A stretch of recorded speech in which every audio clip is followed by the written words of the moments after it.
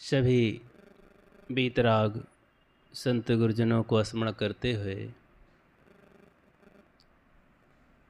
सज्जनों एवं देवियों ध्यानार्थियों को नमन करते हुए कुछ बातें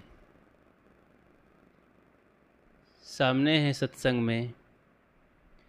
आज कुछ प्रश्न हैं साधकों के, उसी पर थोड़ी सी चर्चा करते हैं।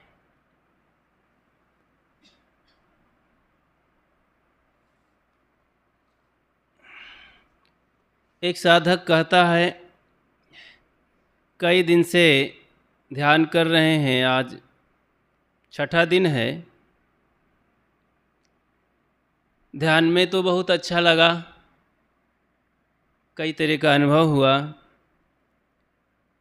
लेकिन मेरे अंदर एक शंका है, क्या मैं खड़े खड़े ध्यान कर सकता हूँ?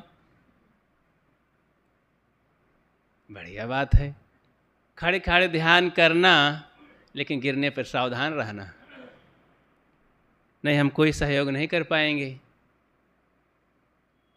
खड़े खड़े ध्यान एक महापुरुष करते थे और भी कई करते थे। शायद इतिहास में बहुत काल पहले, 2500 वर्ष पहले सुकरात हुए, यूनान के एथेंस नगरी के वो बड़े महापुरुष थे, सिकंदर के दादा गुरु। वो बहुत बड़ा दार्शनिक, गरीब सामान्य घर का लड़का, ज़्यादा पढ़ा लिखा नहीं, थोड़ा मोड़ा रहे होंगे पता नहीं, और वो शरीर से सुंदर नहीं थे, चेचक के दाग बड़े बड़े थे, काले कलूटे थे, शरीर से सुंदर नहीं थे, लेकिन इतना बड़ा दार्शनिक चिंतक। कुछ समय के बाद वो नवयुवकों को जगाना आरंभ किए और आत्मज्ञान पर ही चर्चा करते थे। उनका कुछ ऐसा अजीब प्रश्न होता था, तहलकम मचा दिए अपने एथेंस नगरी में। सेना में भी वे भर्ती हुए तो कई बार सिपाही लोग वे उनके चले जाते थे। वे अपनी समस्याओं पर या सामाजिक समस्याओं पर इतना गहन चिंतन करते थे कि खड़े रह जाते थे। कई बार तो 7-8 घंटे खड़े रह गए थे वे। जब तक उसका समाधान कर नहीं लेते थे तब तक खड़े रहते थे। कोई भी प्रश्न का समाधान, वे जब प्रश्न उठता था तो उसी समय समाधान करते थे, गहन चिंतन करते थे। साथी लोग सब चले जाते थे, लेकिन उसमें लगे रहते थे, उत्तर निकाल करके ही मानते थे। आत्मज्ञान अंधविश्वास पाखंड के विरोध में जब उन्होंने अभियान चलाया, नवयुवकों को जगाना आरंभ किया, तो कट्टरवादी विरोधी सत्ता हावी हो गई और उनको पकड़ करके, प्रशासन को पकड़ा करके, वरगला करके उनको जहर का प्याला दे दिया गया। उनके शिष्यों ने कहा कि भगवान, यहाँ से हम भाग चलते हैं, इस देश में नहीं रहेंगे जहाँ पर ऐसी हरकत होती है।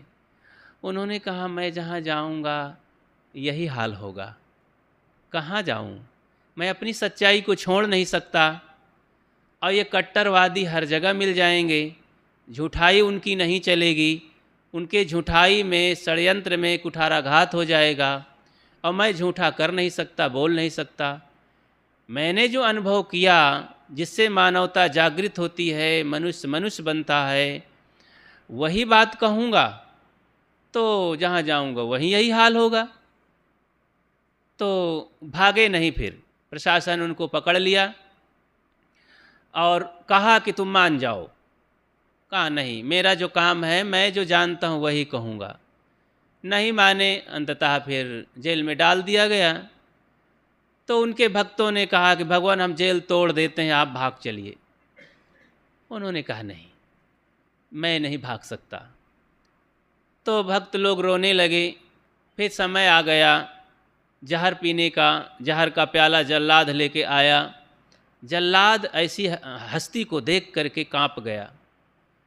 उनकी बातों, उनके स्वभावों को, देश जनहित को देख करके जल्लाद भी कांप गया। जल्लाद ने कहा कि भगवान, संत भगवान, मैं किसी तरह किसी को दिखा दूंगा, राजा को कुछ बहाना बता करके काम बना लूँगा, तुम यहाँ से चले जाइए। कहीं नहीं, मेरे प्रिय जल्लाद, तुम अपना काम करो और कोई दिक्कत नहीं मुझे, मैं मौत को गले लगा लूँगा, लेकिन अपनी सच्चाई को नहीं भूल सकता। उनके भक्तों ने कहा कि भगवान, आप निर्दोष मारे जा रहे हैं, हमको बहुत अफसोस है। कहें तो क्या मैं दोषी होके मरूं? निर्दोष हूं तो अच्छी बात है, शरीर तो एक दिन छूटना ही है। तो अनेक उपायों के बावजूद भी वे जेल से नहीं निकले। अंततः जहर का प्याला हलाहल लेकर के आया जल्लाद और पकड़ाया, हाथ बढ़ाया, शुक्रात उसे लेते हैं। जल्लाद के आँखों में आंसू और अपना गर्दन पीछे घुमा करके उससे रहा नहीं गया, तब जहर का प्याला दिया। तुरंत घूम गए और क्षमा मांगे कि भगवान, क्या करूं, मेरी नौकरी है, मैंने सब लिख पढ़ दिया था कि मुझे दोष नहीं लगेगा, मैं केवल नौकरी रोजी रोटी कर रहा हूं, लेकिन आपको देते हुए मुझे बहुत दुख हो रहा है। जल्लाद बहुत रोया और चला गया, क्षमा मांगा। सुकरात जहर का प्याला पी लेते हैं हंसते हंसते, और पी करके कटोरी उधर डालते हैं, अपने भक्तों को आत्मज्ञान का उपदेश देते हैं खड़े खड़े। जब पैर लड़खड़ाने लगते हैं तो बैठ जाते हैं, ज्ञान का उपदेश जारी रहता है।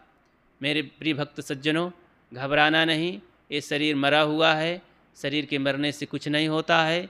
विकारों को मारो, दोष दुर्गुणों को मारो, आत्मा को समझो, जिसकी सत्ता से सब कुछ यहाँ होता है और जिसकी स्मृति से यहाँ पर मोक्ष और शांति मिलती है, वो काम करो, इंसानियत को लाओ। इस तरह का उपदेश करते रहे। फिर बैठने में भी रहा नहीं गया, शरीर लुढ़कने लगा, लेट गए।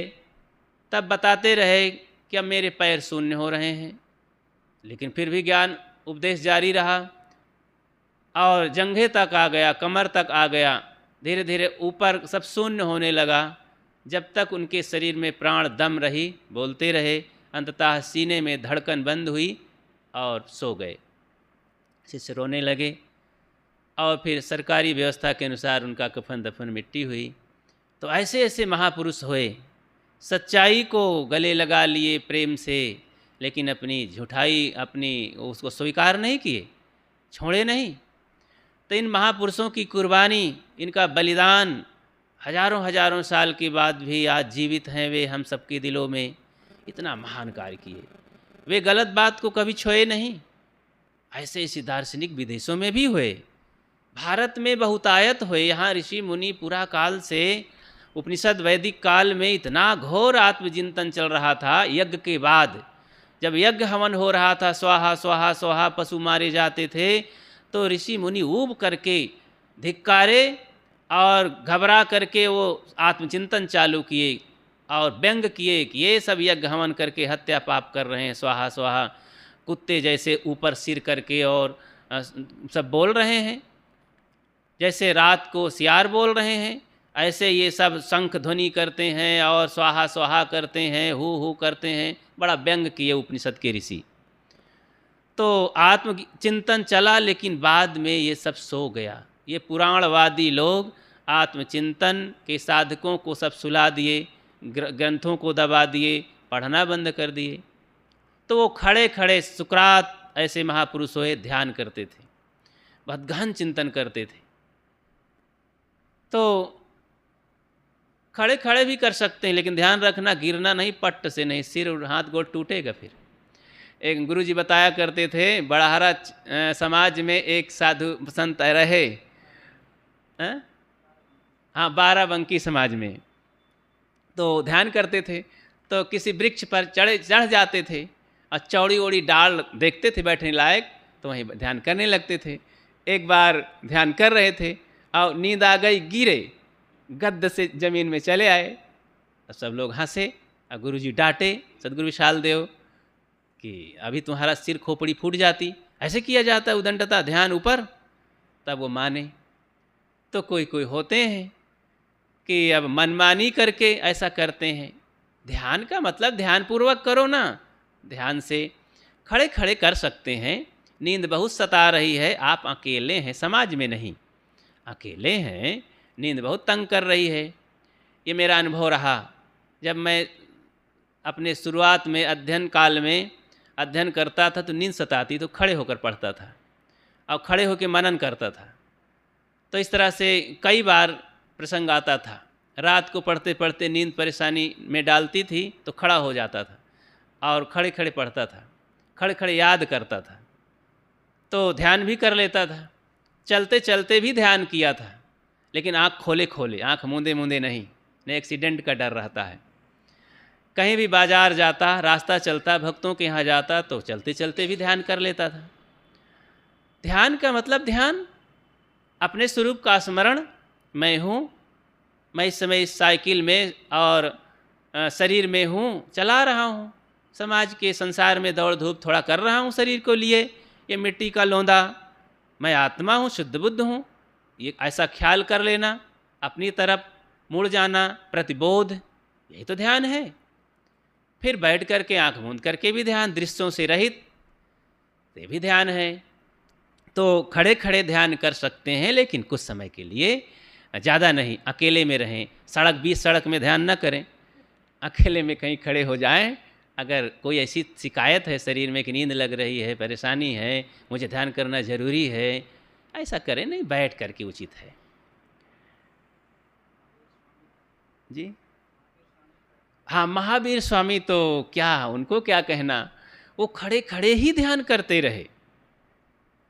तो ये है कि ध्यान का मतलब सब समय विचार करते हुए। एक जगह में बैठा था, भक्तों के बीच में बता रहा था, तो वो रामचंद्र मिशन से वे कहीं दीक्षा उपदेश जुड़े हुए थे। तो बोले, साहब मैं ध्यान कर लूँ? अब ध्यान के लिए मैं क्यों मना करूँ? हालांकि मेरे सामने तो बैठे हैं, तो सत्संग कुछ सुना रहा हूँ, कुछ बातें हो रही है, तो ध्यान की कोई ज़रूरत नहीं है। ध्यान से वहाँ सत्संग सुनना चाहिए। लेकिन अब उनका हठ, उनकी समझ, कुर्सी में बैठे थे, मैं अपने आसन पर बैठा था, चौकी पर, तो बोले साहब ध्यान कर लो। हम कहे ध्यान कर लो। अब कुर्सी में बैठे ही गर्दन झुका दिए। अब लगा ये कैसा ध्यान है भाई, तो बैठे रहे, हम भी चुप्पे बैठे रहे, चलो हमारा भी ध्यान। ये कोई समझदारी नहीं, ये सम्यक ज्ञान नहीं है। सम्यक ज्ञान के अनुसार, सम्यक बोध के अनुसार, सम्यक विचार के अनुसार सब करना चाहिए। इस समय की क्या परिस्थिति है, हम ध्यान कर रहे हैं, अब आगे आग लग गई है द्वार में, किसी का घर जल रहा है, तो ये ध्यान करने का समय है क्या? ये सम्यक ध्यान नहीं है। सम्यक विचार के अनुसार तुरंत दौड़ना चाहिए ध्यान छोड़ करके, वो सबसे बढ़िया ध्यान है। इस ध्यान से, वो बड़ा ध्यान है, आग बुझानी चाहिए, किसी का घर जल रहा है, तो अब वहाँ पर कोई घटना घट गई है, तो सम्यक ध्यान है कि वहाँ पर पहुँचे, अपने पास में है, उसका समाधान निवारण करें। तो इस तरह से ये भी ध्यान है, ये सम्यक ध्यान, सम्यक विचार, सम्यक बोध है। समय का ज्ञान नहीं है, अब ध्यान करने बैठे हैं, अब भोजन बनाना जरूरी है, मेहमान आ गए हैं, बैठे हैं ध्यान में, कहते हैं साहब मैं ध्यान कर रहा हूँ। अरे आलसी निकम्मे, तुम कैसा विचार रखते हो? ध्यान करने का समय है, वहाँ भोजन बनाओ, मेहमान भूखे हैं, वहाँ भोजन कराओ, समय आ गया है, संत गुरुजन आ गए, उनका स्वागत करो। तो इस तरह से हमें सम्यक बोध रखना चाहिए। ये सम्यक ध्यान हुआ, समय के अनुसार आप उनको सेवा कर रहे हैं और स्वागत कर रहे हैं, कार्य कर रहे हैं, व्यवस्था कर रहे हैं, ये भी ध्यान है। तो सम्यक ध्यान करें। क्या मैं चलते चलते ध्यान कर सकता हूँ? कर सकते हैं, लेकिन आँख खोल करके, सावधानी से। क्या मैं लेटे लेटे ध्यान कर सकता हूँ? अब बीमार हों तो लेटे लेटे कर सकते हैं। लेटे लेटे बीमार खाता है, बीमार ध्यान करता है, बीमार बोलता है, लेटे लेटे लैट्रिन भी कर लेता है बीमार। अब तुम जानो भाई, तो लेटे लेटे ध्यान कर सकते हैं, लेकिन जहाँ तक बन सके, स्वस्थ हैं तो बैठकर करिए। क्या ध्यान से क्रोध शांत होता है? हाँ बिल्कुल। ध्यान से स्वास्थ्य पर एक गहरा प्रभाव पड़ता है। आप हार्ट के मरीज हैं, कैंसर के मरीज हैं, बीपी के मरीज हैं, शुगर के मरीज हैं, टीबी के मरीज हैं, अनेक बड़े बड़े घातक मरीज हैं।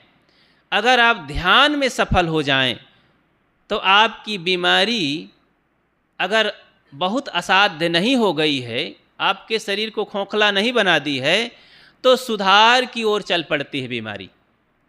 कैंसर जैसी बीमारी भी ध्यान करने से सुधार की ओर निरंतर चल पड़ती है। अगर बढ़िया से दवाई भी कर रहे हैं, संयम कर रहे हैं और ध्यान कर रहे हैं, तो मेरा ये मानना है कि बड़ी बड़ी बीमारियां भी ठीक होने लगती हैं। तो क्रोध क्या? क्रोध, काम, लोभ, ये ध्यान से, विचार से, संत गुरुजनों के सत्संग से ही तो समाधान मिलता है। ध्यान से हमने अपने मन को बलवान बना लिया, आदत बना लिया अपने को देखने की कि मैं शुद्ध बुद्ध निर्मल हूँ। क्रोध आया, फट से सामने खड़ा हो गया राक्षस, तो हमने ध्यान करके उसको देख लिया कि अरे ये तो राक्षस आ गया क्रोध। तो हमने जैसे देखा लज्जित हो गया, क्रोध की हालत खराब हो गई, वो भगा हमारे सामने से। वो हमारे सामने टिक नहीं सकता ध्यान और विचार के सामने। तो ध्यान ऐसी चीज़ है, क्रोध कैसे टिक सकता है? मैंने उसे देखने का अभ्यास कर लिया। कोई भी ये घातक राक्षस आएंगे, काम, क्रोध, लोभ, मोह, तो मैं अपने ध्यान बल से उसे देख लूँगा और अपने को क्षमा में बदल दूँगा। और क्रोध मुझे आ रहा है जिस बात पर, मैंने उसे क्षमा करने की कोशिश कर दिया, समाधान कर लिया और सहन कर लिया और दया कर दिया उस पर। कोई आदमी है, कोई कारण है, कोई पदार्थ है, हमने विवेक कर लिया उस पर। जैसे कि घर में बहू रानी ने, हम ससुर हैं, उसके पति हैं, तो पत्नी ने एक कांच का गिलास जो 100 रुपये का था, आप सीढ़ी पर उतरते समय गिरा दिया। जोर से खनखनाहट करते हुए गिरा और चूर चूर हो गया। अब हम बाहर थे, दरवाजे पर बैठे थे, सुने तो लगा कि अरे कांच का गिलास तोड़ दिया किसी ने। इतने में बहू वहाँ से निकली, बाहर आ गई। हम जान गए कि यही ने फोड़ा। तो क्रोध तो चढ़ रहा था, नुकसान कर दिया 100 रुपये का। तो ध्यान से हम देखे कि अरे भाई, इंसान बड़े होते हैं, इंसान धन चीज़ है, भाई बंधु मेरी बहू धन है, 100 रुपया धन से वो कहीं लाख गुना बड़ी धन है। तो मैं उसके महत्व को समझूं। 100 रुपये को लेकर के मैं क्रोध क्यों करूं? अब क्रोध मुझे विनाश करेगा, अब मेरी बहू का भी मन खराब कर देगा। तो मैं विवेक करूंगा, नहीं, कोई बात नहीं, कोई बात नहीं बहू, मैं उसे क्षमा कर दूंगा, सहन कर लूँगा सम्यक बोध के अनुसार। कोई बात नहीं बेटी, गिर जाने दीजिए, फिर गिलास आ जाएगी, मन छोटा नहीं करना। तुमने बहुत गिलास खरीदा है, अपने हाथों से व्यवस्था की है घर में, और तुम्हारे हाथों से कितना सुंदर घर बना हुआ है। एक गिलास फूट गई तो क्या हुआ, फिर आ जाएगी, घबराना नहीं। बहू का मन दूना हो गया और गज भर छाती हो गई, वाह मेरे ससुर जी मुझे कितना मानते हैं। उस दिन से तो दिल में बसा लिया, कितनी बड़ी बात हो गई। इसीलिए गुरुदेव सद्गुरु अभिलाष देव कहते थे अपने भक्त सज्जनों से, प्यारे लोगों से, कि अपने घर में इसका प्रयोग करो कि धन धन नहीं होता, जन धन होता है। अपने घर के प्राणी धन है, मनुष्य धन है, बेटा बेटी धन है, पत्नी धन है, बच्चे धन है, धन धन नहीं होता। जिस दिन धन का तुम महत्व समझोगे उस दिन घर बिगड़ने लगेगा। इसलिए सहन करो, मनुष्य को धन समझो। कुछ 1000-500 की चीज़ें बिगड़ जाएं, नुकसान हो जाएं, तो कुछ बको मत, हलचल मत मचाओ, कलह मत करो, सहन करो, क्षमा करो। तो ये जन धन हम समझें, धन धन का बहुत महत्व न दें। तो इस तरह से क्रोध में तो लाभकारी है ही। ध्यान के बदौलत कितने लोगों ने, शुक्रात की ही बात बताऊं, उनकी पत्नी बड़ी कर्कशा थी, शादी किए थे तो कर्कशा थी। अब कर्कशा स्त्रियाँ कैसे होती हैं? अरे भाई, कटकटाए के दौड़ती हैं सुबेरे से, उनको पता नहीं रहता है, हर बात में बर्रैया जैसे डंक मारती रहती हैं। अब पति सीधे साधे हैं तो सब सहन घोट घाट पी जाते हैं, कोई बात नहीं। सुकरात ऐसे थे, अपने विचार में मगन रहते थे, वो पत्नी की परवाह ही नहीं करते क्या बोलती है। एक दिन सुबह ही उठ करके अपने मेज पर बैठे मनन चिंतन कुछ कर रहे थे, कुछ लिख रहे थे, और उधर से आई कूड़ा कट कर बटोर करके घर का, और रोज बकती रहती थी, और ऊपर से डाल दिया कि तुम बैठे रहते हो सुबह से, न कोई काम न धाम, मैं परेशान रहती हूँ। और चिढ़ करके, गुस्सा करके, क्रोध करके पूरा कूड़ा कर सिर में डाल दिया। शुक्रात उठे, खड़े हो गए अपने कुर्सी से और मुस्कुराए, कहने वाह, रोज बादल गरजते थे बरसते नहीं थे, आज बादल गरजे भी और बरसे भी। तो इस तरह जब सुने तो उनके हाथों से तो टोकरी गिर गई, आँखों में आंसू गंगा जमुना बहने लगी, उनकी देवी जी को चरणों में गिर पड़ी। अरे मैं अभागन, इतने अच्छे देवता के सामने मेरे पति कैसे हैं, मैं क्या कर रही हूँ उनके सामने। अरे वो तो देवता होते हैं, मेरे जीवन साथी हैं, जीवन भर के लिए साथी बनाई हूँ, मैंने उनका सम्मान नहीं किया कभी। आज इस तरह की घटना में भी वे मुझे प्यार से मुस्कुराते हैं, मैं कैसी अभागन दुष्टा हूँ। खूब कोसी, अब मानो 100 घड़ा पानी पड़ गया, बहुत रोई, क्षमा मांगी उसने। अरे कहीं क्या बुरा हो गया, घबराती क्यों हो। अपनी क्षमा से, अपनी निर्मलता से, अपनी मुस्कुराहट से सुकरात ने उसके जीवन को बदल दिया। देखो ये महापुरुषों का कमाल है, बिना डांटे फटकारे डंडा लाठी किए उनके जीवन को सदैव के लिए बदल दिया। देखो शांत हो गया, ध्यान कमाल किया ना। यहाँ सुकरात ध्यान करते थे ना, तो अपनी पत्नी के उस कर्कशा स्वभाव को बदल दिया सज्जनता में, शालीनता में। एकनाथ स्वामी महाराष्ट्र के थे, तो उनकी भी पत्नी कर्कशा थी, तो ये बड़े बड़े महापुरुषों को कर्कशा मिल गई थी, लेकिन सब सुधारे थे। एकनाथ जी थे, गरीब आदमी थे, बहुत धनी नहीं थे, तो गृहस्थ संत ये सब थे।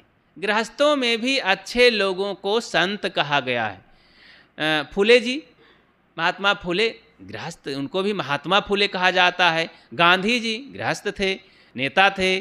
तो इन सबके कुछ अच्छे कर्तव्य थे, कुछ साधुता के लक्षण थे, इसलिए समाज ने इनको महात्मा और संत कह दिया। गुण तो कमाल करते हैं। तो उनकी पत्नी भेजा कि जाओ, बच्चे भूखे हैं, भोजन नहीं है, ऐसा करो खेत में गन्ना कुछ है, जाओ काट के बाज़ार में बेच लाओ। तो एक गट्ठर काट के चले। रास्ता ने कहा कि अंकल जी हमें दे दीजिए, बापू जी हमें दे दीजिए, महात्मा जी हमें दे दीजिए। सब लोग ऐसे ऐसे प्यार से मांगने, बस वो दयालु महात्मा सब देते रहे। गन्ना को सब बांट दिए। अब एक गन्ना हाथ में लेकर आए, पत्नी यहाँ निहारे बैठी है कि लाएंगे बेच के पैसा तो खाने को लाएंगे, सब्जी लाएंगे। देखा कि चले आ रहे हैं, हाथ झुलाते एक गन्ना लिए। समझ गई कि आज भी ये धोखा कर दिए, सब दे दिए फ्री में बच्चों को, क्या खाएंगे हम लोग। इतना क्रोध आया कि 10 कदम चल करके उनके हाथों से गन्ना छुड़ाई और धड़ाम से उनके जंघे में मारा। गन्ना 2 टूक हो गया। जब 2 टुकड़े हो गया तब वो मुस्कुराते हुए कहते हैं, वाह बहुत बढ़िया, हम लोग दोनों जन थे, अब चूसने वाले 2 थे, गन्ना था 1, तुमने 2 कर दिया, चलो आधा तुम चूसो आधा मैं चूसूं। इतना सुन करके तो पत्नी वहाँ पर रोने लगी और चरणों में गिर पड़ी कि मैं कैसी अभागन हूँ, अपने देव रूप पति के सामने ऐसी बड़ी घटना, हरकत, उनको इतना कष्ट पहुँचाई, अपमान किया। उसने भी उनकी क्षमा से, उनके इस मुस्कुराहट और क्षमा रूपी बाणी से जीवन भर के लिए प्रतिज्ञा की कि मैं अपने पति का अपमान कभी नहीं करूँगी। तो इस तरह से ध्यान और क्षमा और सद्गुण से देखो क्रोध में कितना प्रभाव पड़ा। बंधुओं, क्रोध तो माचिस की तीली है, क्रोध तो पेट्रोल है, ज्वलनशील पदार्थ है। क्रोध में क्रोध ही करेंगे तो भभक पड़ेगा। क्रोध में हम शीतल जल डालें, क्षमा रूपी पानी डालें, दया रूपी पानी डालें, ध्यान रूपी एकाग्रता को वहाँ लाएं, तब देखेंगे क्रोध वहाँ से फुर हो जाएगा। चला जाएगा। तो क्रोध, तो भाई ध्यान से क्रोध क्या सारे दुर्गुण भाग जाते हैं। इसलिए ध्यान करना चाहिए, सबको ध्यान मग्न होना चाहिए। 24 घंटे में कुछ ही सही, अगर आप नहीं टाइम पाते हैं, सो करके उठें, बैठ जाएं अपने बिस्तर पर सुबह सुबह। सुंदर समय है, शरीर स्वस्थ है, मन तरोताज़ा है, कल की सारी चिंताएं मिटी हैं, मन में काफ़ी एनर्जी है। आप गुरु का स्मरण कर लीजिए। भक्त हैं, गुरु का स्मरण कर लीजिए। आप यदि नहीं भक्त हैं संतों के, हनुमान जी के भक्त हैं, दुर्गा जी के हैं, ईश्वर परमात्मा के हैं, चलो ठीक है, कोई बात नहीं। आपका मन उधर थोड़ा लगना चाहिए। आप उन्हीं के याद में थोड़ा, आपका मन सात्विक हो जाएगा, ताकत आ जाएगी और एक संकल्प मजबूत होगा, तो दिन भर के लिए एनर्जी काफ़ी है। और नहीं भगत है ना हनुमान जी के और ना गुरु जी के, अपनी पत्नी के भगत है ना, तो पत्नी को ही स्मरण कर लीजिए। मेरी पत्नी कितनी अच्छी देवी है, घर संभालती है, मेरे बच्चों को पाल पोस के संस्कारी बना दी है, बहुत बढ़िया है। प्यार से स्नेह से भर जाओ, देखेंगी कि आप वो घर स्वर्ग हो जाएगा। क्या बुरा है? कोई स्त्री है अपने पति के भक्ति करती है, स्वामी भक्त है, अपने पति व्रता है, वो अपने पति की याद कर ले, क्या बुरा है? मैं समझता हूँ पत्थर पानी गोबर माटी से ये बहुत बड़ा बढ़िया ध्यान है, बहुत बड़ी भक्ति है, बहुत बड़ी उपलब्धि है। जिंदा की सेवा करो ना, जिंदा की भक्ति करो, ध्यान करो। ये इसमें कोई छोटाई है क्या कि कोई इंसल्टी है? तो ध्यान के माध्यम से हम हर दिशा में अपने जीवन के सभी पहलुओं में उन्नति कर सकते हैं। ध्यान करते हैं तो आप जब खेती करेंगे तो ध्यान से करेंगे, सभी काम में ध्यान। एक विद्यार्थी है, ध्यान से पढ़ेगा, ध्यान से परीक्षा देगा, ध्यान से अध्यापक के सामने बैठेगा, ध्यान से पैसे का उपयोग करेगा, ध्यान से माता पिता की बातों को ख्याल रखेगा, तो कभी गलत नहीं करेगा। ध्यान कितना अमृत है, कितना महान है। ऐसे ध्यान को गले लगाना चाहिए। क्या ध्यान विद्यार्थी के लिए भी लाभकर होता है? हाँ, मैंने बताया ना कि विद्यार्थी के लिए तो बहुत बढ़िया है ध्यान। ध्यान मूलम गुरु मूर्ति, पूजा मूलम गुरु पदम, मंत्र मूलम गुरु वाक्यम, मोक्ष मूलम गुरु कृपा, कागचिष्टावको ध्यानम स्वानिद्रा तथयोचाल्पहारी गृहीतागी विद्यार्थी पंचलक्षणम। तो ये 5 लक्षण विद्यार्थी के हैं ही। ये क्या है? ध्यान ही तो है। ध्यान से पुस्तक नहीं पढ़ेंगे, सब गड़बड़ घोटाला हो जाएगा। आप पिताजी को तो उल्लू बना सकते हैं, झूठे का सामने पोथी पतरा रख के और मन समेटे हैं उधर कहीं फिल्म में, तो ये बड़ा गड़बड़ हो जाएगा। पिताजी को आप मूर्ख बना सकते हैं, अपने भाई बंधुओं को, माता पिता बेचारे अनपढ़ होते हैं, पैसा फेंकते रहते हैं, जाओ बेटा पढ़ो, जाओ बेटा, हमारा बेटा महान हो। लेकिन बेटा कभी ऐसा कुसंग में पढ़ करके धोखा देता है। पिताजी तो कहते हैं मेरा बेटा किताब लिए बैठा है, रात दिन मेहनत कर रहा है, अब किताब को सामने धर के वो कहाँ दिमाग दौड़ाए है, तो गड़बड़ झाला हो जाएगा ना, धोखा देना हुआ। लेकिन ध्यानी आदमी कभी धोखा नहीं देता है अपने लोगों को। दूसरों को धोखा देना मतलब अपने आप को धोखा देना, तो अपनी आत्मा के साथ कभी धोखा नहीं देता है। तो साधक का प्रश्न समाप्त हुआ। एक साधिका पहुंच पड़ी, उसने कहा कि गुरुजी, क्या मैं भोजन बनाते समय ध्यान कर सकती हूँ? हाँ, ध्यान कर सकती हो, लेकिन ध्यान रखना, वहाँ ध्यान रखना आग मत लगने पावे, ज़्यादा नमक मत डाल देना, अब भोजन को ही ना जला देना। ध्यान पूर्वक अगर भोजन बनाओगी तो बढ़िया नमक डालोगी, बढ़िया पकाओगी, प्रेम से बनाओगी और ध्यान रखोगी, आगी से बचोगी। जिंदगी भर आग से काम लेना है, जिंदगी भर ध्यान करना है, कभी क्षमा नहीं कर सकती है आग। जिंदगी जीना है, जीवन भर खाना पीना है, लेकिन भोजन से बचना है। जिंदगी भर कपड़े पहनने हैं, कपड़े को साफ रखना है, शुद्ध करना है, धोते रहना है। जिंदगी भर शरीर से काम लेना है, इसी से धर्म कर्म सब करना है, लेकिन शरीर को संभाले रखो, संयम से रहो। ये सारी चीज़ें बहुमूल्य चीज़ें हमको मिली हैं। तो ये सारी चीज़ें ध्यान के बदौलत ही सुरक्षित होती हैं। ध्यान कितना महान है, हम ध्यान नहीं करते हैं, ध्यान नहीं जानते हैं। तो भोजन बनाते समय भी ध्यान जब करेंगी, क्या कहना, भोजन अमृत हो जाएगा, भोजन अमृत हो जाएगा। रूखा सूखा भोजन भी अमृत हो जाएगा। ध्यान से बना के खिला के देखो तो। जब ध्यान पूर्वक आप नज़र कर लेगी भोजन को ना, तो भोजन इतना स्वादिष्ट हो जाएगा, क्या कहना।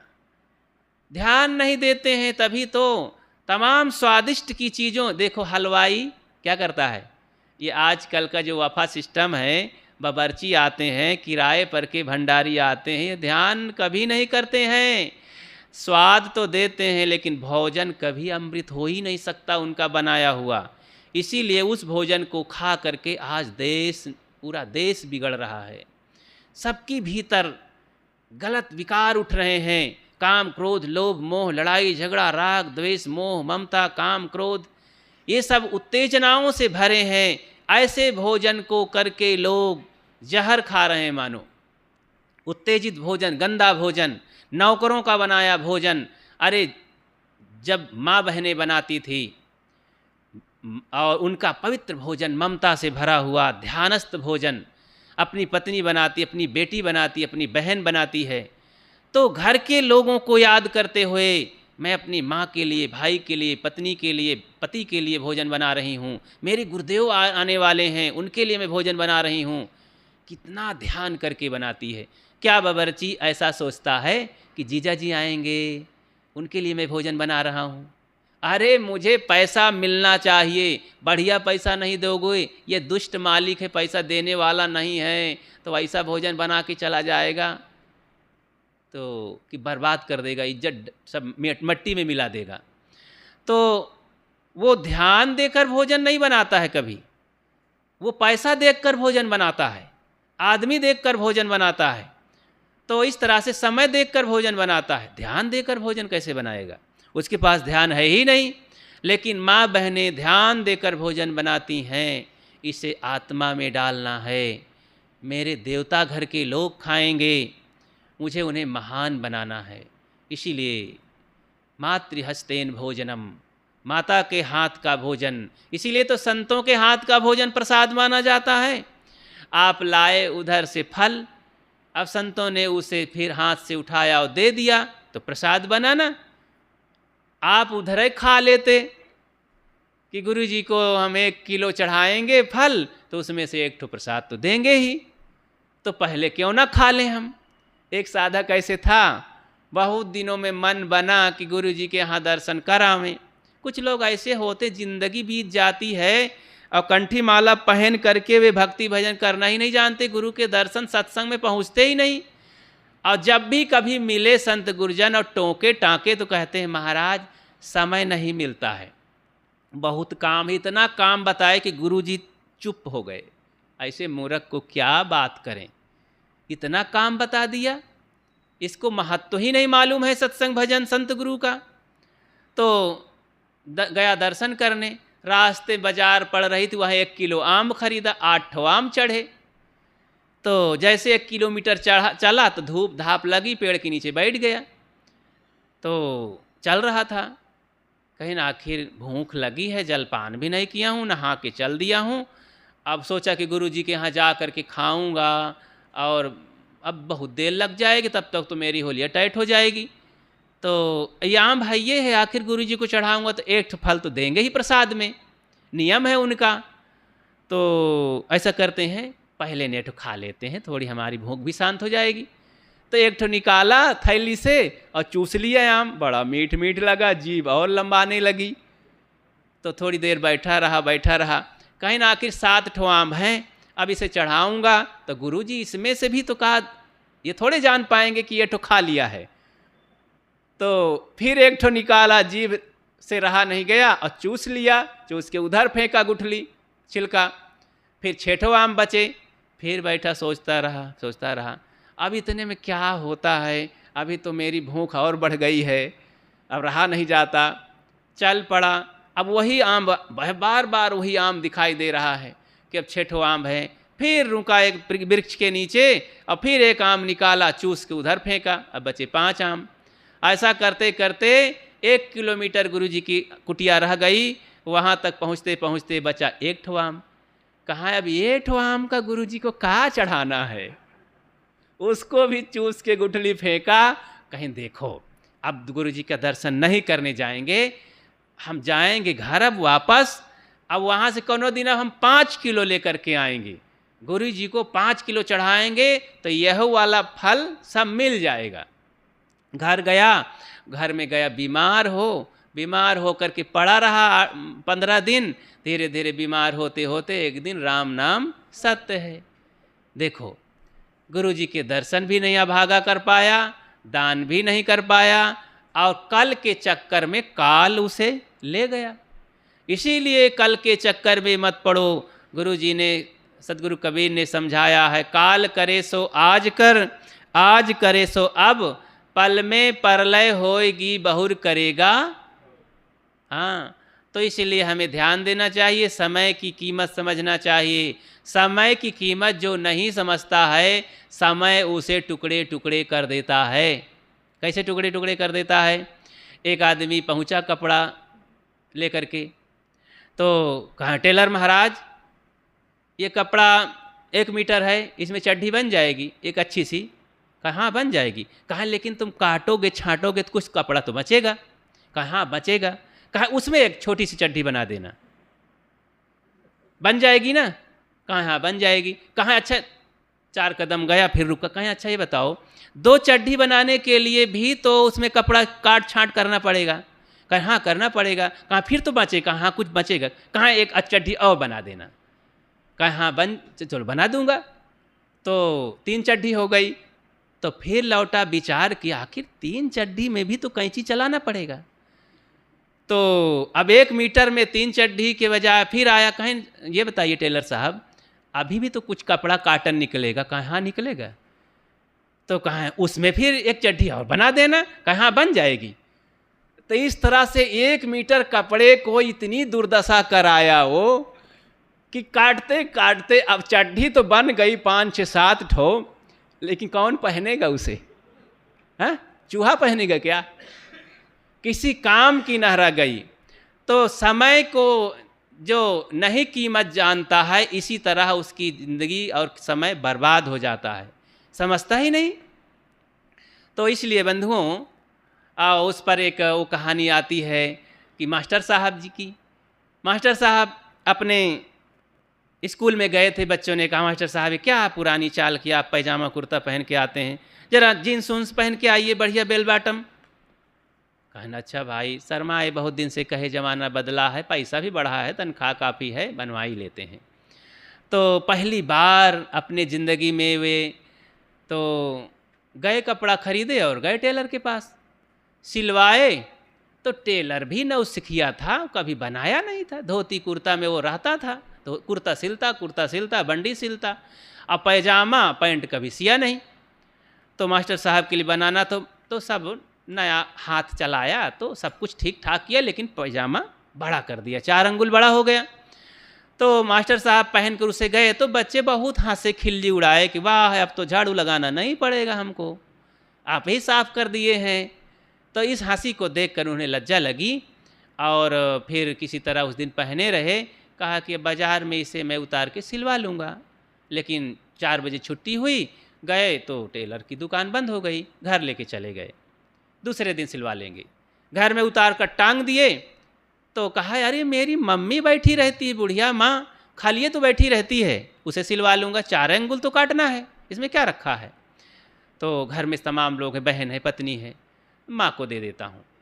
माँ ने बड़ी बड़ी आंखें देखा, कहीं अरे बेटा कुछ तो शर्म कर, लज्जा कर, मैं बूढ़ी हो गई हूँ, आँख से दिखता नहीं है, सुई में धागा जाता नहीं है, तेरे लज्जा शर्म नहीं है, तेरी जवान बहन है, तेरी पत्नी है, उसको काम नहीं बताता, मरते मरते मुझे काम बता रहा है। उसे लज्जा आई मास्टर को, सही बात है, अपनी माँ को मैं ये ठीक नहीं किया काम बता करके, अच्छा माँ क्षमा करो। आगे गया बहन के पास, मेरी बहन, पत्नी तो बहुत काम में लगी रहती है, बहन तो खाली रहती है, फिर मेरी प्यारी बहन है, राखी बांधती है तो मैं उसी को तो देता हूँ। बहन ने कहा, भैया मोटी रकम ला करके तनख्वाह देते हो अपनी श्रीमती को, कहाँ मुझे बताते हो? मैं नौकरानी नहीं हूँ, मैं ये काम को नहीं करती हूँ। वो नाट दिया। भाई ने कहा, कोई बात नहीं, प्यारी सी बहन है, कल चली जाएगी, इसको क्या दुख देना है। पत्नी के पास गए, श्रीमती जी इसको कर देना, 4 अंगुल काट के मोड़ के तुरपाई करके सिल देना। तब बड़ी बड़ी आंखें करके, वाह, सुबह से उठ करके मैं चक्की में नधी हूँ, तुम्हें टिफ़िन देती हूँ, बच्चे को तैयार करती हूँ, झाड़ू लगाती हूँ, बुढ़िया को खिलाती हूँ, तुम्हारी घुमक्कड़ी ननंद को सेवा करती हूँ, अब छुट्टी नहीं मिलती है, रात दिन उसी में भिड़ी हूँ, और तुम्हें काम काम दिखता है। पति ने कहा, अरे भाई मैं कहाँ से कह दिया, ये तो बंदूक की गोली है, ठाए ठाए मार दिया, तो चलो कोई बात नहीं, मैं अब दुकान में सिलवा लूँगा। तो इस तरह से टांग करके और चले गए नहाने धोने, अपना लैट्रिन वैट्रिन निपटने में 1-2 घंटा लगाए।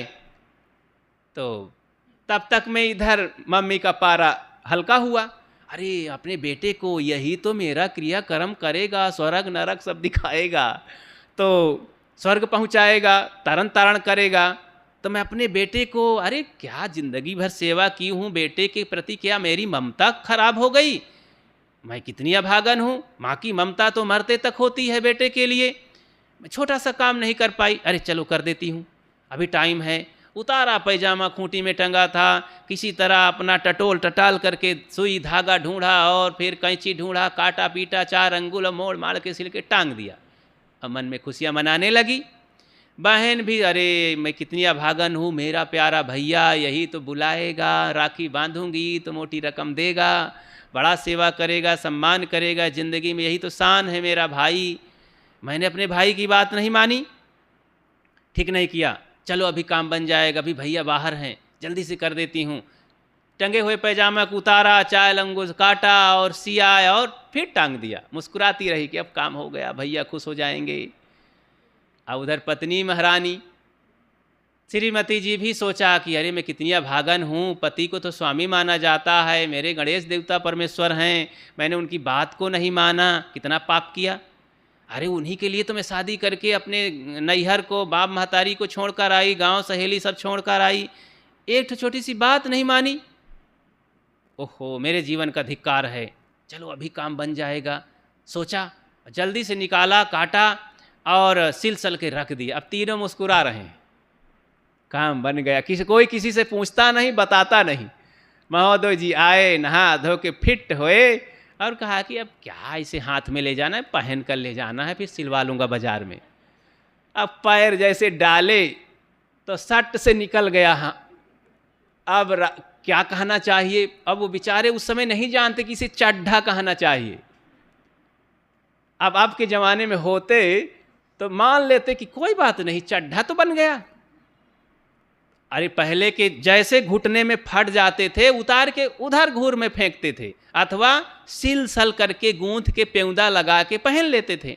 लेकिन अब के बच्चे और बड़े बड़े धनी घरानों के लोग कहते हैं, शान से खरीदते हैं उस फटे पैजामे को, कुर्ते को, जीन्स को, कहते हैं ये फैशन है महाराज, ये फैशन है, इसे खरीदा जाता है, पैसा ले दे करके फैशन खरीदा जाता है। ऐसा समझ लोगों की हो गई है आजकल। फटे फटे कपड़े, कटे, जालीदार, खिड़कीदार सब पहनते हैं।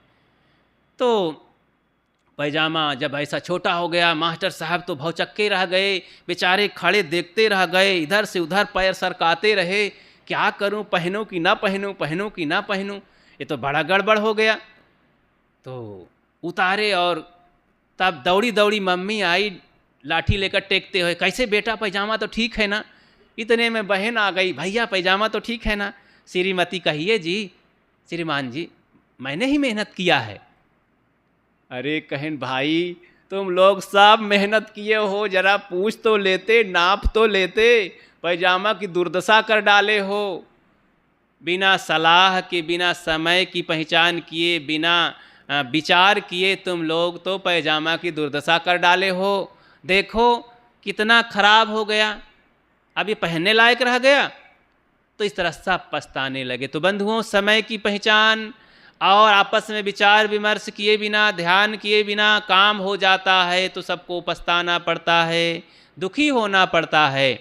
इसलिए हमें समय की पहचान करके बर्बाद नहीं करना चाहिए कपड़े की तरह, नहीं तो ये ज़िंदगी की दुर्दशा हो जाती है। एक लंबा समय जीवन का 50, 60, 70, 80 समय चला जाता है, कट कट करके कुतर कुतर करके ज़िंदगी को न शांत मिलती है, न सद्गुण आते हैं, न ज़िंदगी का कोई आनंद मिलता है। तो बंधुओं, हमें भोजन के समय, जीवन जीने के समय, सब समय मेरा मन चटर पटर खाने को बहुत मांगता है, क्या ये बुरा है? अब चटर पटर, अब ध्यान में बैठोगे तो चटर पटर मांगेगा। चटर पटर सब जगह बर्बादी लाता है। तो घर में कोई बहू बन के आए, कोई भाई बंधु है, कोई विद्यार्थी है और पैसा पाया, ओकर चटर पटर मन करत है तो होटले में दौड़ी फूल पकौड़ी खाएगा। और का कहत है गोल गोल पानी वाला, तो गोलगप्पा और पानी पूड़ी कहते हैं। तो इस तरह से उसे दौड़ेगा, पानी के पीछे पड़ा रहेगा चटर पटर में। ऐसे ही सकौड़ा पकौड़ी में भागेगा, गंदी गंदी चीज़ें सड़क पर बिकती रहती उसी को खाएगा। तो ध्यान क्या करेगा वो? देखो, ध्यान करने के लिए मन को स्वश करने की बात है, इंद्रियों की बात है। जन्म जन्म से ये अनेक अनादि से बिगड़ा हुआ मन, अनियंत्रित मन, और इस अभागा मन को ठीक करने की बात है। तो रजोगुण, सतोगुण, तमोगुण, ये तीन होते हैं। सतोगुण जब तक नहीं लाएंगे ये घटना घटने वाली नहीं है। आप कहेंगे कि जिभुआ चटर पटर मांगती है, और कान से चटर पटर मांगे लागे तो कान चटर पटर कैसे मांगे? वो फिल्मी गाने मांगेगा। और आँख चटर पटर मांगे तो वो मांगेगी बढ़िया बढ़िया नंगे उघार बढ़िया दृश्य मांगेगा, तमाम लड़ाई झगड़ा की दृश्य मांगेगा, ढिसिम ढिसिम। तो ध्यान लगेगा। कान से भी चटर पटर छोड़ना है, आँख से भी छोड़ना है, जीभ का भी छोड़ना है, चमड़ी का भी छोड़ना है, नाक का भी। अब ध्यान करेंगे। अब गर्मी लगेगी, अब कहीं मान लो अब ऐसी बातें आ गई, बाहर से कोई खराब बास आ गई, अब आपका मन कहता है नहीं नहीं गुलाबे की महक आवे तभी हम ध्यान करेंगे, तो कहाँ मिलेगी फिर? जहाँ जैसी परिस्थिति है, अपने घर के कमरे की, घर की, मोहल्ले की, उसी में तो ध्यान करना पड़ेगा। अब उससे घबरा करके आप इधर उधर भागेंगे तो कहीं आपको फुर्सती नहीं मिलेगी, कभी जीवन का सुधार नहीं होगा। अब बात को और न बढ़ाते हुए एक उदाहरण और याद आती है कि एक आदमी अपने घर की परिस्थितियों से, अपने घर के लोगों से घबरा करके, ऊब करके देखा कि घर में गंदगी है। अब बहू को बच्चा है, बच्चा जगह जगह टट्टी कर देता है, इधर उधर घूर लगा देते हैं घर में, घर के लोग झगड़ा लड़ाई भी करते हैं, घर के लोग आलसी भी होते हैं, समय को समय भी कर देते हैं भोजन पानी में।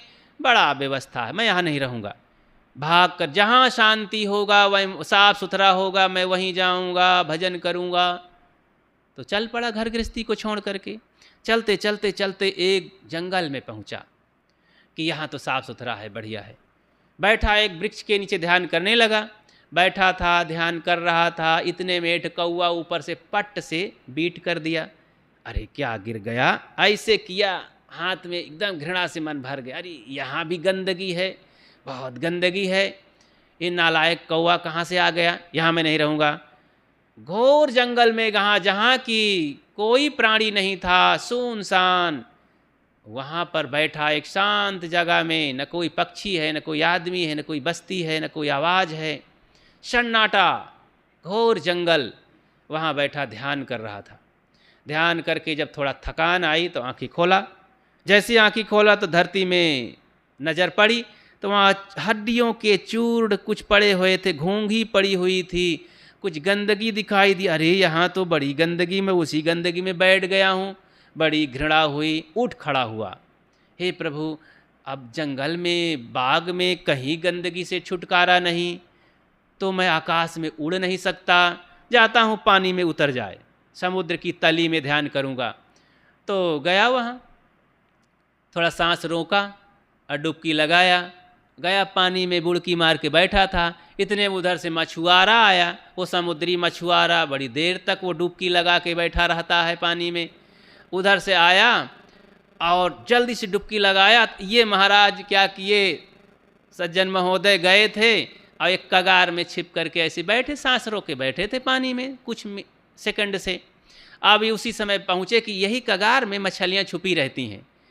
तो आया, डुबकी लगाया और जैसे हाथ बढ़ाया इधर उधर तलाशते हुए, उसी का पैर पकड़, अरे ये तो बढ़िया मछली मिल गई। पैर पकड़ के ऊपर घसीट के लाया सूखे में, तो देखा कि एक आदमी आप इधर उधर छोड़ा करके भागा कि क्या बताएं हे भगवान, न धरती तल पर पवित्रता है, शांति है, न जल के नीचे शांति है, आकाश में जा नहीं सकता, मैं अब मर जाऊंगा, बड़ी गंदगी है संसार में, बड़ी उलझन है।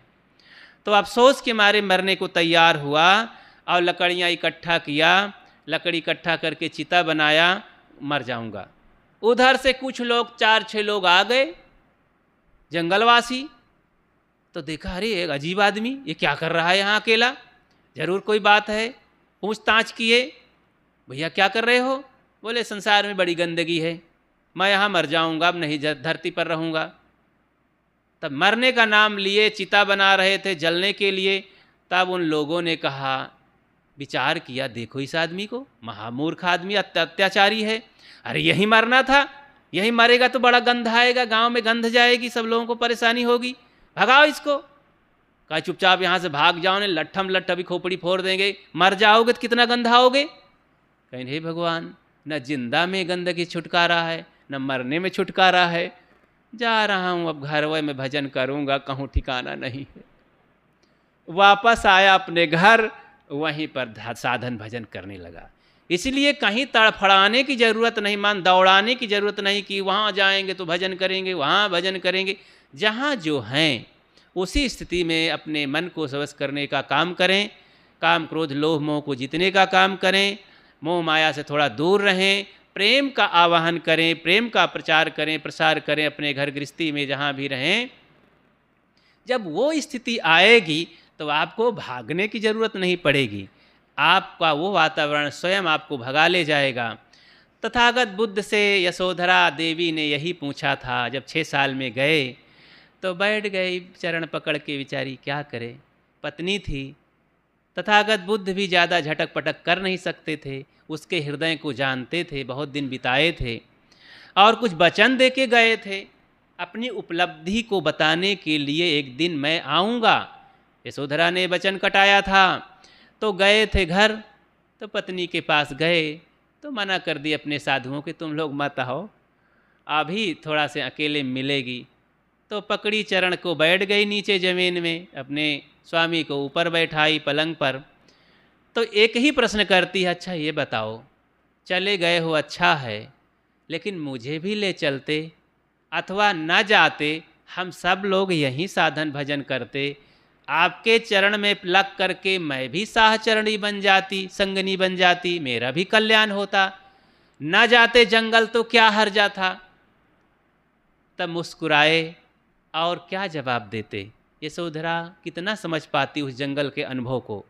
उन्होंने कहा कि ये होना ही था यशोधरा, ये होना ही था, मुझे जाना ही था, बिना जाने बिना गए ये मेरा प्रारब्ध था और ये काम नहीं होने वाला था।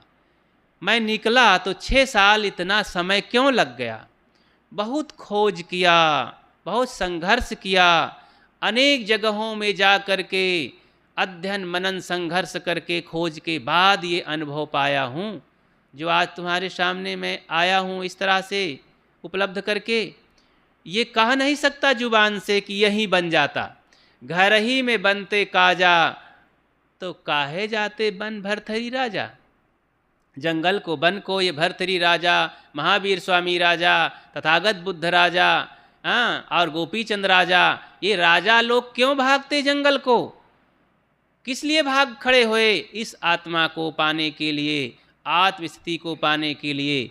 इसलिए प्यारे बंधुओं, कुछ प्रश्न थे, उसी के समाधान में मैंने कुछ बातें और बढ़ाई कि हम ध्यान हर जगह कर सकते हैं, बशर्ते सम्यक बोध के अनुसार, सम्यक ज्ञान के अनुसार, समय के विचार के अनुसार करें।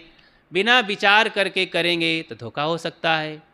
तो जहाँ जो हैं वहीं ध्यान करें, लेटे बैठे सोते चलते फिरते खड़े, लेकिन हाँ समय के अनुसार विचार विचार करके। तो ध्यान एक बहुत जीवन को बदलने की एक बहुत बड़ा साधन है, बहुत बड़ी उपलब्धि है, और आत्मा तक पहुँचने के लिए बहुत ये राजमार्ग है, बहुत सुंदर साधन है। जहाँ जो रहें ध्यान करें।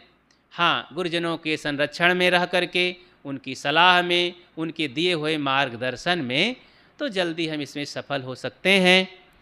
तो कुछ प्रश्न समाप्त नहीं हुए, लेकिन फिर भी मैं अपनी बात को तो समाप्त कर देता हूँ। हाँ, वो भी आ गई, आगे प्रश्न था तो मैंने पहले पढ़ लिया था। तो क्या साधना के लिए घर छोड़ना जरूरी है? तो इसमें बात आ ही गई, मैंने इसे भी उत्तर दे दिया। यदि जाना भी पड़े तो कहाँ जाना चाहिए, ये बात रह गई। तो जाना भी पड़े घर छोड़ करके तो कहाँ जाएं? अब लड़का तो एक बार सोच लेगा कि गुरु बाबा के पास जाके जाऊंगा मैं, वहाँ कुटिया बनी है। अब लड़की बेचारी क्या करे? अब कोई बहू निकलना चाहे तो वो क्या करे? उसके लिए तो कोई डर नहीं है ना, कहाँ जाए भाग करके। तो लड़कियों के लिए, नारियों के लिए एक सलाह है कि अगर उनके सामने कोई साधन उपलब्ध हो, कहीं नारी आश्रम हो तो वहाँ जा सकती है साधना के लिए, फिर उनको ले सकें, भर्ती कर सकें, अथवा अपने में इतनी दम है कि समर्पित हो करके उनके चरणों में लिपट करके हम भजन कर लेंगे, हटाए नहीं हटेंगे, इतनी बहादुरी अगर हो तो जा सकती हैं कुटिया आश्रम में। जब हम घर छोड़े तो मन में ये प्रश्न आया कि गुरुजी भगा देंगे, हटा देंगे, भोजन नहीं देंगे तो क्या करेंगे, कहाँ जाएंगे? दूसरा एक प्रतिपक्ष उठा, अरे कैसे भगाएंगे, हम उनके चरणों को पकड़ लेंगे, नहीं पकड़ने देंगे, झटक पटक के दरवाज़ा गेट बंद कर लेंगे, तो गेटवे पर हम बोरा वोरा तो पड़ा रहेगा ना कुकुरन वाला, तो वही बोरवे में लेट जाएंगे, बैठे रहेंगे, ठंडी लगेगी वही बोरवा ओढ़ लेंगे, भूख लगेगी तो अगल बगल अगुआरे पछुआरे तो कुकुरन के बारे तो फेंकिन दिन जाते हैं ना भोजन वोजन। सियार कुकुर के लिए हमारे ये साधु जी बहुत फेंकते हैं, 2-4 ठो रोटी डालते ही रहते हैं, सियार बहुत खुश रहते हैं। तो हम दरवाजे में बैठे रहेंगे और शाम के झाड़ झूड़ के पत्तल उत्तल खा लेंगे, हटेंगे नहीं, गुरुजी के चरण को छोड़ेंगे नहीं। ऐसा प्रतिपक्ष जब भाव आया, बड़ी ताकत आई, कोई बातें नहीं लौटने की, भागने की। जब गुरु शरण में आए तो ऐसी गुरु कृपा हुई कि कभी पत्तल झाड़ने का भी नौबत नहीं आई, कभी बोरा ओढ़ने का चक्कर नहीं लगा। तो जिसके मन में इतने गहरे विचार हों उनको कौन रोक सकता है, कौन भगा सकता है? अब मन में है कि भैया गुरुजी के यहाँ जाएंगे, डनलप में सोएंगे, अब गुरुजी हमको अपने गोदवे में छपटाए रहेंगे, अब गुरुजी तो माल मलाई छनवाएंगे, जहाँ जाएंगे ऊंची गद्दी पर बैठेंगे और खूब पूजा भेंट, तो ऐसा साधक गोबरे है और भाग जाएगा, उनको कोई पूछने वाला नहीं है समाज में, उसकी दुर्दशा हो जाएगी, उसको कौन रख सकता है? तो साधक के लक्षण एक रत्ती नहीं उसमें। तो साधक तो मौत को गले लगा लेता है, भूख प्यास को गले लगा लेता है, दुख सहने का बीड़ा उठाता है, कमर कस ले, मैं दुख सहने के लिए अब जा रहा हूँ, मौत को गले लगा रहा हूँ, कोई भी परिस्थिति आएगी, शरीर छोड़ना पड़ेगा, मैं लौटूंगा नहीं, इस तरह का कदम उठाता है वो साधक है। एक क्रांति है, कायरता नहीं है। कोई भी साधक साधिका हो, नर नारी हो, ये जब कल्याण के लिए बीड़ा उठाए तो पहले सोच ले कि मैं कठिनाई के मार्ग में पैर रखने जा रहा हूँ और डरूंगा नहीं सफलता तक, जब तक पहुँच नहीं जाऊँगा, जब तक शिखर पर पहुँच नहीं जाऊँगा। क्या हिमालय पर्वत पर चढ़ने वाले लौटे? सफल हुए, जब तक सफल हुए नहीं लौटे नहीं। तो क्या चंद्रलोक की चढ़ाई में सैटेलाइट जब गया तो रास्ते से लौट आया क्या? जब तक ऊपर उतर नहीं गया सफलतापूर्वक, तब तक चलता रहा, इतना वेग उसमें भर दिया गया। ऐसे भीतर इतना वेग होना चाहिए कि हमें सफलता तक, उस ऊंचाई तक, उस शिखर तक पहुंचा ही सके। इतनी ताकत नहीं है तो रास्ते से गिर जाएगा वो, इसलिए इतनी ताकत तो होना ही चाहिए। नहीं तो अपने घर में माता पिता के संरक्षण में नारियों को भजन साधन करना चाहिए और संयम से रहना चाहिए। तो इस तरह से गुरु संतों की सलाह से, मार्गदर्शन से हम अपना साधन काम कर सकते हैं साधन का। तो नर नारियों के लिए, सबके लिए व्यवस्था है, बस विचार विवेक करके, सम्यक समय बोध देख करके काम करें, कदम उठावें। तो इसमें अपनी भलमनसी है, अपनी मर्यादा है, अपनी सफलता है। अपनी बात को ही विराम देता हूँ। आप सबको बहुत बहुत धन्यवाद।